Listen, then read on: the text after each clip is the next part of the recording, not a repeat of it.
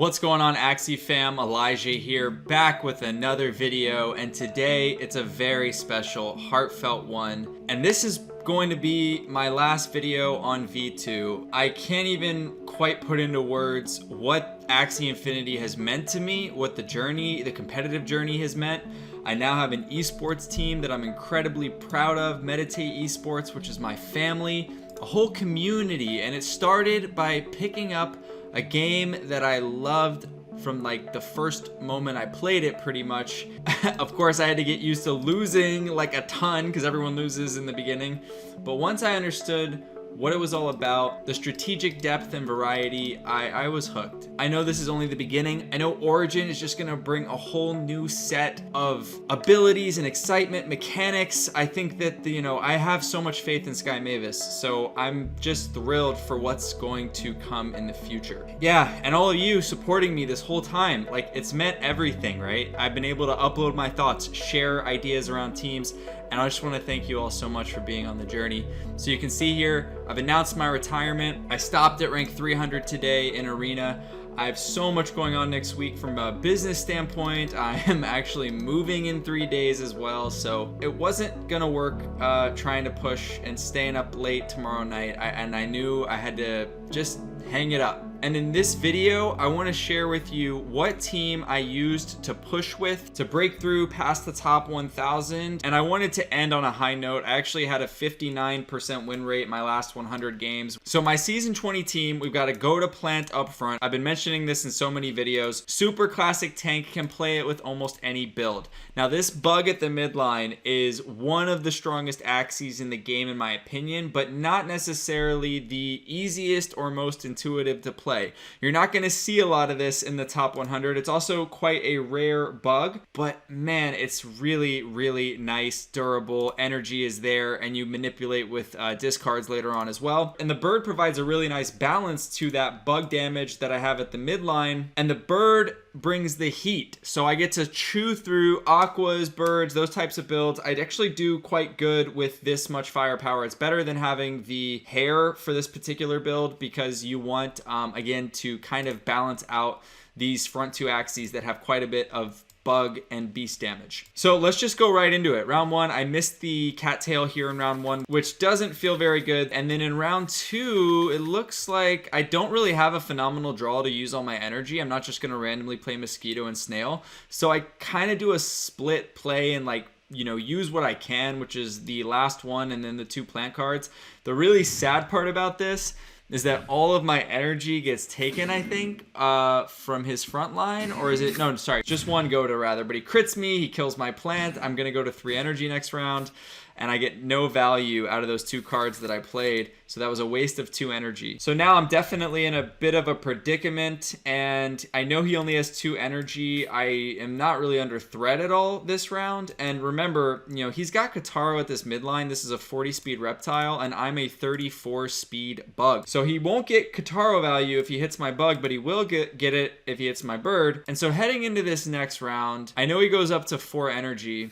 But I did see a few of his beast cards in the earlier rounds, and it just feels like one of those spots where I'm going to see a Tri-Spikes combo for him to hop over, the brick wall he's probably expecting to see from my bug and just snap my bird off, right? So a lot of people might be afraid to just hard pass here because they don't want their bug to flat out die to, his beast or this frontline dusk. But my read ends up being correct. Actually, I don't hard pass, but you can see what I do here is that I make sure that my bug has less shield than my bird. So I play both peace treaties on the bird, 1 mosquito, which is going to protect me a little bit and allow me to heal up if I'm actually right about this, which is this reptile playing 4 cards, which he does. And you're going to see that instead of skipping over to my bird, this goes straight into my bug. He gets no Kataro value, which is huge. And I think that's basically what allows me to pull off this game, because now look at my position. I got 5 energy, lots of options, and I know he's used a bunch of cards up front. So I decided to just blast off here with the feather and then follow through with all of my bug cards, heal up. I actually didn't need the snail here. That was a slight misplay. I know he only has 2 energy, so this amount of shield actually protects me enough. I could have probably just played the cottontail to go with it. On the positive side, I avoid any rice, so I'm not completely unhappy with that play. Now, yeah, I mean, like this reptile, we take him out. I actually think I last stand here. I do. And basically just clutch it way out in getting to, you know, finish off this beast and come back from a game that really wasn't looking too good for us. Alright, so next up, we're up against an extremely difficult build to play against, especially for my team that has the vulnerable bird on the back line. And that's the double backdoor shrimp and mech combination. So let's take a look at how we approach it. Round one, we don't really have a great play here. He has no energy steal, so I'm just going to be patient. He does throw up a pumpkin right away, which is kind of nice. Gives me somewhat of a green light to attack if I choose to. However, I'm looking at my hand here, and I don't have a lot of great options. Like, I know my plant really isn't too often under threat by this mech. He's going to be trying to most likely prioritize and save up to kill my bird. So I know that it's possible I get wrecked here in round two, but I'm not going to play too scared, and I know I'm in a tough matchup and have to gamble a little bit. So I decided to wait and see if he can like burn some more cards up front and then maybe go into it next round and hopefully not get killed here by a backdoor attack. Now look at what he does. Makes a very bold play to go with the 2-card Aqua attack, which won't kill me but leave me with 1 HP. And then he follows it up with the Yam and the Herbivore, so he's probably hoping that I feel pressured into attacking with my bird because, you know, I might die any round now. And he's thinking if I get him down to like 1 HP and he gets poisoned, then I'll tick myself out. But because I was patient, because I didn't have a great play, and I decided I could afford to risk it for one more round, now I'm in a very interesting position where I have 1 health, but a lot of ammo and a lot of options. So here, we just go ahead and fire off a huge clip. Let me get as much value as I can with my bird before it dies because, you know, he's got a pretty easy way to kill it from here on out. So I play both last ones with the tri-feathers and then 2 plant cards up front just to ensure the kill. And now I'm still hanging on with 1 health. He plays the shrimp with Piranha, knowing that he, you know, I could have some shield here and he's going to need the extra damage, which is exactly the way that that went down. Kills my bird. I follow up with both Parasites and a Cottontail just to start removing options. And then the Cattail up front gets no value from his mech, which is a little bit sad. Here he's only got 3 energy and not really phenomenal choices. I guess he probably could have gone in here with his mech to kill my plant, but actually, no, he is very wise knowing that it's round 5. He must have been tracking my cards and realized that I had another Cattail. And then both Godas get the value here, which is massive. We also get rid of the last stand on the Aqua. Still not an incredible position, but I'm definitely feeling good, especially because this was such a high throttle, high pressure game rather. And here I gotta play the plant cards because I need to just try to get this extra damage in to deal with this mech, and it looks like we survive with 12 HP. I protect my bug on the back line.